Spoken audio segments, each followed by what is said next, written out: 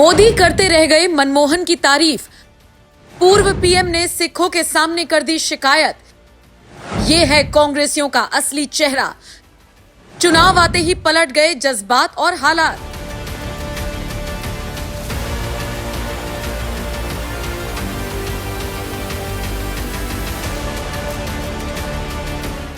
देश के प्रधानमंत्री नरेंद्र मोदी चुनावी हुंकार भरने के बाद अब 45 घंटों के ध्यान के लिए तमिलनाडु के विवेकानंद रॉक मेमोरियल में हैं। देश दुनिया राजनीति से कोसों दूर अब पीएम पूरी तरह से खुद में लीन हैं, तो उन्हें घेरने का, उन पर कटाक्ष करने का इससे अच्छा मौका कांग्रेसियों के पास और क्या हो सकता है। तभी तो कल तक जिन मनमोहन की तारीफ करते पीएम मोदी थक नहीं रहे थे, उन्हीं मनमोहन सिंह ने पीएम को नफरती और असंसदीय बता डाला। पीएम पद की गरिमा को कमजोर करने का आरोप तक नरेंद्र मोदी पर लगा दिया। Doctor Manmohan Singh ji wheel chair में आए, वोट किया। एक सांसद अपने दायित्व के लिए कितना सजग है, उसका वो उदाहरण है। सवाल ये नहीं है कि वो किसको ताकत देने के लिए आए थे। मैं मानता हूं अभी कुछ वक्त पहले की तो बात है जब पुरानी संसद में आखिरी भाषण देते हुए प्रधानमंत्री नरेंद्र मोदी ने पूर्व प्रधानमंत्री की तारीफ में कसीदे पढ़े थे। विशेष रूप से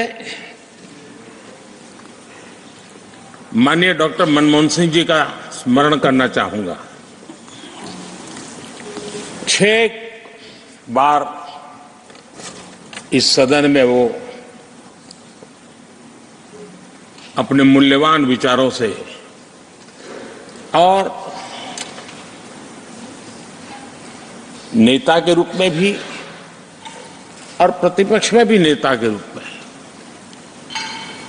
उनका बहुत बड़ा योगदान रहा है। और लीजिए, चुनावों को लेकर सामने आए एग्जिट पोल्स में इंडिया गठबंधन की खराब हालत को देखते हुए अब कांग्रेस ने मनमोहन सिंह को ना चाहते हुए भी मैदान में उतार दिया है। अब इसे मजबूरी कहिए या फिर कांग्रेस की सच्चाई कि 91 साल के मनमोहन सिंह, जिनकी तबीयत बहुत ज्यादा नासाज रहती है, उन्हें आगे आकर देश की जनता के सामने नरेंद्र मोदी की बुराई करनी पड़ रही है। उन्हें पीएम मोदी को असंसदीय भाषा का इस्तेमाल करने के साथ साथ नफरती बताना पड़ रहा है। मनमोहन सिंह का नरेंद्र मोदी पर यह बयान हर किसी को चौंका रहा है। जिनके ज्यादा बच्चे हैं उनको बांटेंगे। एक सांसद अपने दायित्व के लिए कितना सजग है।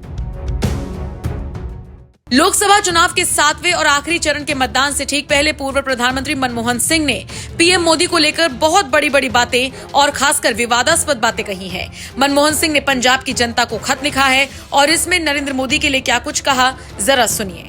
पीएम मोदी एक विशेष समुदाय को टारगेट करते हैं और नफरती और असंसदीय भाषण देते हैं। मोदी ने प्रधानमंत्री पद की गरिमा को कमजोर किया है। किसानों की राष्ट्रीय आय औसत मासिक आय सिर्फ 27 रुपए प्रतिदिन है, जबकि किसान औसत कर्ज 27,000 रुपए है। ईंधन और उर्वरक की उच्च लागत, कम से कम 35 कृषि संबंधित उपकरणों पर जीएसटी और कृषि निर्यात और आयात को लेकर मनमाने ढंग से लिए गए फैसलों ने हमारे किसान परिवारों की बचत को खत्म कर दिया है और उन्हें समाज के हाशिए पर धकेल दिया है। पिछले 10 साल में देश की अर्थव्यवस्था में अकल्पनीय उथल-पुथल देखी गई है। नोटबंदी की आपदा, जीएसटी और कोविड-19 के दौरान कुप्रबंधन के परिणाम स्वरूप एक दयनीय स्थिति पैदा हुई। लगभग 750 किसान, जिनमें ज्यादातर पंजाब के थे, दिल्ली की सीमाओं पर महीनों इंतजार करते रहे और फिर मर गए। पीएम ने संसद में आंदोलन जीवी और परजीवी कहकर मौखिक रूप से हमारे किसानों पर हमला किया। 10 सालों में बीजेपी सरकार ने पंजाब, पंजाबियों और पंजाबियन को बदनाम करने में कोई कसर नहीं छोड़ी है। ये बयान मनमोहन का ऐसे वक्त में आया है जब चुनावों के बीच पीएम मोदी ने देश की संपत्ति को लेकर मनमोहन के पुराने बयान का जिक्र किया था। पीएम ने कहा था कि वो आपसे लेकर आपकी संपत्ति उनको बांटेंगे जिनके ज्यादा बच्चे हैं। और पहले जब उनकी सरकार थी, उन्होंने कहा था कि देश की संपत्ति पर पहला अधिकार मुसलमानों का है। इसका मतलब ये संपत्ति इकट्ठी करके किसको बांटेंगे? जिनके ज्यादा बच्चे हैं उनको बांटेंगे। घुसपैठियों को बांटेंगे। क्या आपकी मेहनत की कमाई का पैसा घुसपैठियों को दिया जाएगा? आपको मंजूर है?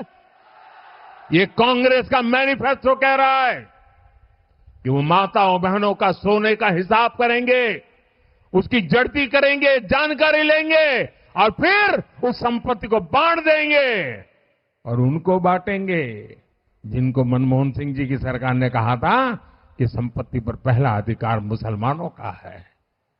भाइयों बहनों, ये अर्बन नक्सल की सोच मेरी माताओं बहनों। बहरहाल पीएम मोदी के खिलाफ मनमोहन के इस बयान को अब आप किस तरह से देखते हैं, कमेंट करके अपनी राय हमें जरूर दें।